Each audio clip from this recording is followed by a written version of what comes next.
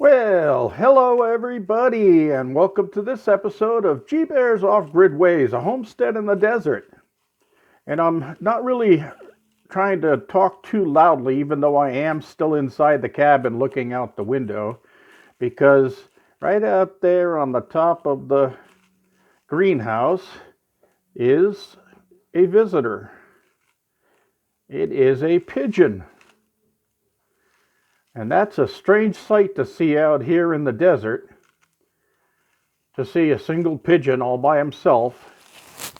And he's been sitting up there now for just about an hour and a half. And I'm going to be going outside, so I wanted to shoot this before I did, because he's probably going to take off as soon as I do go outside. But pretty cool, huh? Wonder where he came from. If he's a homing pigeon, and he did find my home, but he's not supposed to be homing to me, right? Anyway, I'm glad he didn't land on a chair anywhere, because that would make him a stool pigeon. Oh, but of course, he's sitting right up there on top of the greenhouse, right next to the vent port on the top of the greenhouse. So I guess that's like an airport to him, and he's having a layover from his flight. Oh, God. Oh, well, sometimes I just crack myself up. And it started in the back. Oh, no. All right, everybody. Enough of the butt jokes.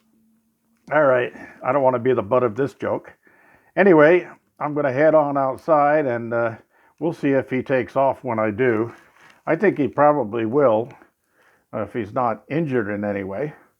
But anyway, let's head on outside. Oh, before we do, yesterday I made chili, and I canned a bunch of it, so I'll have it down the line. I got some single servings and some double servings and stuff like that. So, yep, that'll be another thing to do. And oh yeah, I got the air fryer tested out and running today, and I realized that it's missing one of the covers. This is one cover that goes on it. This is for air frying.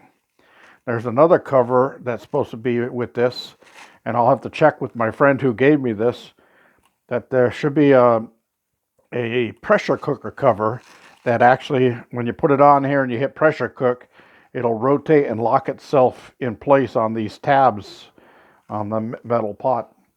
So I need to work that out. This is the rice cooker, and then it has a grill inside of it, so you can grill and air fry and stuff, but you don't use the cover when you're grilling. But interesting. I've got the the air fryer basket there, and the rib rack inside of it, and I got the books. I was reading it all, and I said, oh my God, this part's missing. There's also supposed to be some silicone mitts that you use for taking out the grill when it's hot. But I'm not really concerned about that, because I have some of those anyway. But when I go visit my friend again next, I'll say, hey, there are a couple of parts that are missing. You mind if I check around to see if they're laying around where the unit was? So anyway, let's move on outside. Last night we had some rain. It didn't last very long, but it lasted long enough to collect 1/4 of an inch of rain. There's the little guy sitting up on top of the greenhouse still. He hasn't decided to fly away yet. But anyway, yeah, in my homemade water gauge or rain gauge here, it's showing exactly 1/4 inch.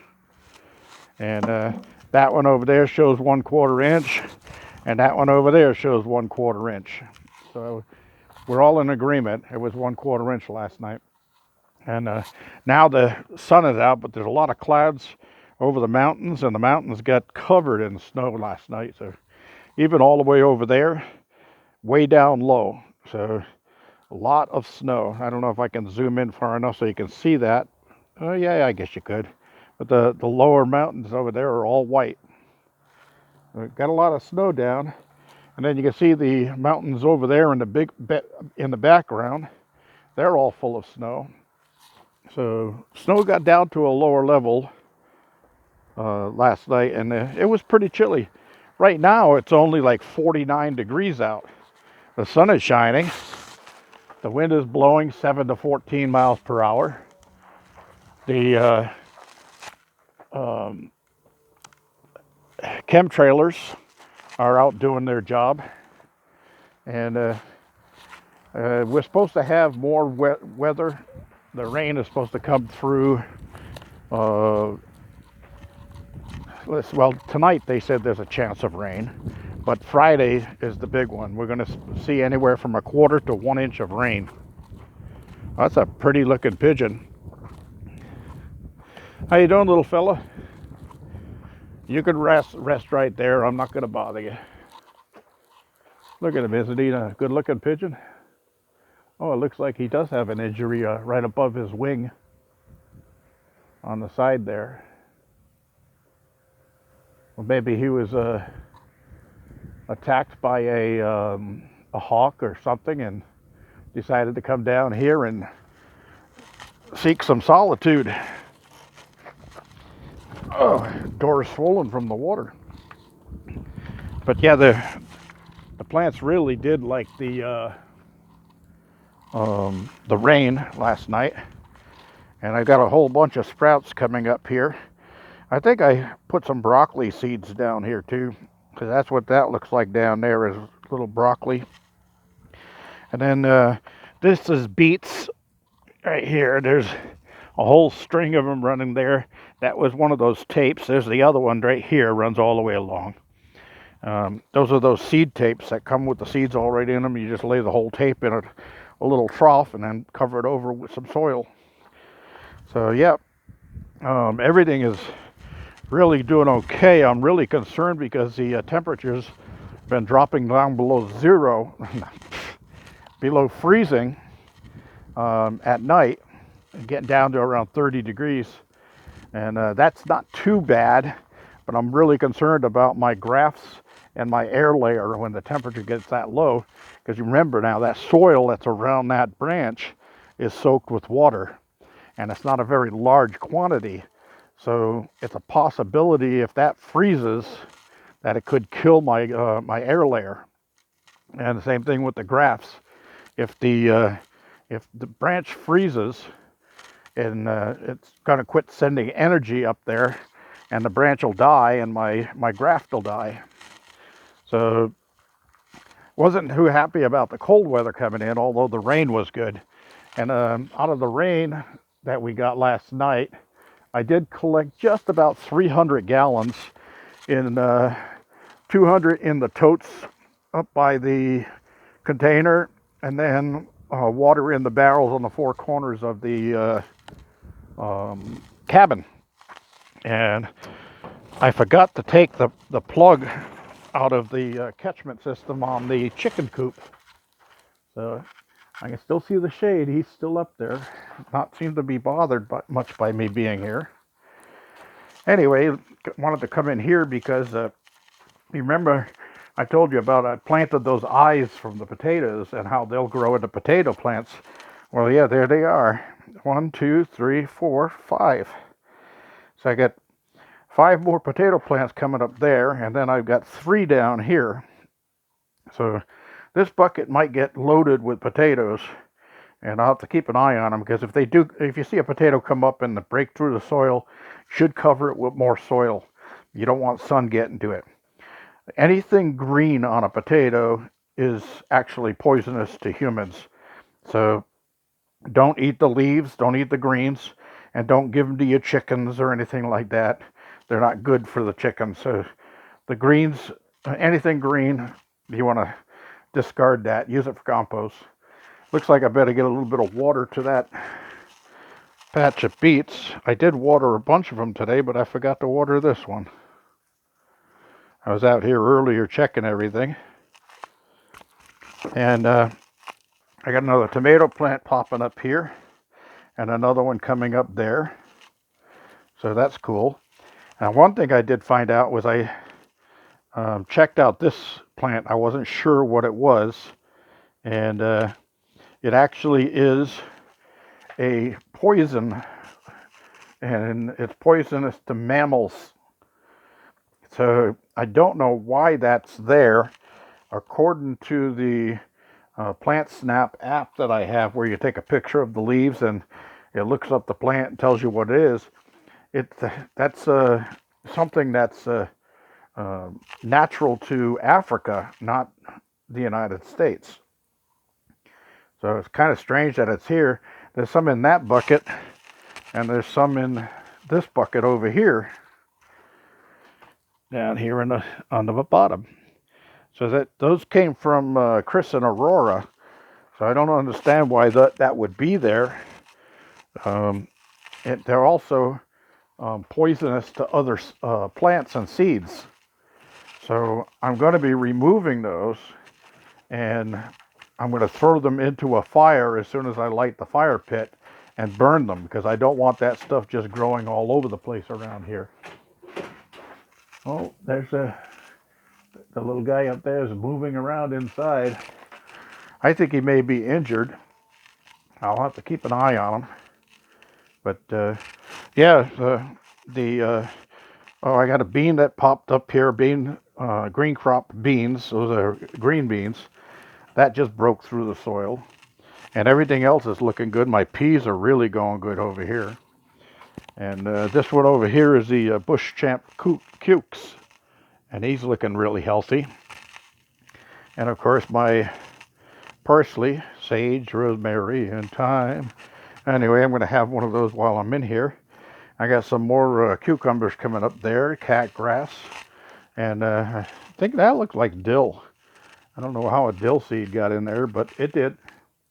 But anyway, over here, this little branch came off of one of the trees over there, and I forgot to mark which one it came off of, but it's sprouting. It's doing really well. It's taking life, so I'll get another tree out of that one. Rebuilding my my orchard that the critters killed on me way back in the beginning when I started out here, 2016, 2017. I had around $400 worth of fruit trees and grapevines and all that kind of stuff. And left for a weekend, went back down to the OC where I actually lived at the time, because I was only up here part-time, and came back and found out that something had gotten underneath them. It ate all the roots off of the plants, killed the trees, ate all the bark off of them, ate all the fruit off of them, ate all the leaves off of them. Oh my God. Terrible, terrible, terrible. But anyway, everything seems to be looking otherwise good out here. My fava beans over there looking nice and healthy. Funny thing about fava beans is don't be afraid of the cold with them. They like the cold. I mean, they're not going to like a deep freeze for a long period of time, but they like it cool and chilly and moist and stuff like that. And the good news is that I won't have to water this garden for a while, because it did, excuse me, while I eat my parsley. I'm going to head down over here because there was something I forgot to do when I was out here earlier. I got more potatoes coming up over here. I think these are either the Reds or the Yukon Golds. I got a little place where I hang my tools here. And this one nail I cut the head off of, so like I did with all the others, so that stuff could fit. And I need to put a bend in it. Wow. Yeah, like that. Because my little planter stick is supposed to hang there, but the wind keeps blowing it off. Boy, that was very aromatic parsley. Woo. Anyway, that's about it. Got some nice green buds coming out on the edges of these branches. And up here, so this tree is really healthy and strong. Look at this one. So I'm hoping that that air layer will take, and then my graft up here takes, and then my new graft on here takes. Then I'll have Bosque pear, whatever pear this is. I think she said it was those green ones, Anjou pear. And then I'll have my apple growing off of this side. So that'll be a very functional tree if I can get them all to take. I may experiment down the line. These are not fruit trees, but they grow these pods with seeds in them. So I'm wondering, because you try to, when you're doing grafting or anything like that, or anything, if you're doing grafting, you definitely want to kind of match the types of trees you use. So if it's a peach tree that's got a pit in the center, then you want to put things that grow that have a pit in them, like a plum or apricot, something like that. Okay, so on these, on pears, you want to go with something that's like an apple that has the same small type of seed. And while I'm talking about it, apple and pear seeds, if you want to germinate those from something that you bought in the store, of course, never buy irradiated food, because if it's irradiated, the seeds aren't going to work for you. And it's not healthy for you anyway. Stay away from irradiated food. But anyway, yeah, I've got seeds that I took from some pears I bought at the supermarket. And yeah, they're organic pears, so they're probably good for sprouting. And what you want to do is you want to dry those seeds for 1 to 2 months. And just set them on a windowsill or something like that, and let them dry for 1 to 2 months, completely dry. Okay? And then you're going to plant those things, and you're going to plant them about 3/4 of an inch deep in some good soil, good fertile soil. And it's going to take about 2 months for them to sprout, if they're going to. Now, I speed things up with my sprouting techniques, where I put them inside of a plastic bag with a damp paper towel, put them in a not a well-lit area, but just a dark area on a counter somewhere inside of the cabin, and let them sprout that way. And then I'm sure that they sprout, because I see the little sprout come out the end, and then I can get them into the soil. Anyway, that's that. I got everything covered. I'm going to head out. My pigeon is still up there. Maybe he'll end up being one of my new pets here. I'll try to get some, I think I'll go up to the container as soon as I close this off and get some bird seed. And I'll put a little tray full of bird seed right up there on top of the tote. So if he wants to get some bird seed, he has it. And maybe I'll put some water up there too, so I have water and bird seed. I do have a bird seed holder over there, and the little birds haven't found it yet, but they might. Anyway, that's about it. I've been searching online for a generator transfer switch, so I can hook up the wiring from my generator to the cabin. And there's a switch that you can just throw the switch. It'll disconnect the power that goes in from the inverter and allow the power from the generator to come in, because you don't want both of them going in at the same time. One will backfeed the other, and you have problems. So you got to have a transfer switch. And I've been finding them online for around $60. But I can make one out of two 240 volt pass-through breakers. So if I can find some pass-through breakers, not the type that clip into a panel, I'll make my own by putting one upside down and one right side up, and then tying the levers together. So when they're both down, that means one is on, one is off. When they're both up, one is off, one is on. Very simple. So it's one flip of the switch, and you transfer. Anyway, if I do that, I will show you how I did it. That's about it. This is G Bear, thanking you for joining me and signing off.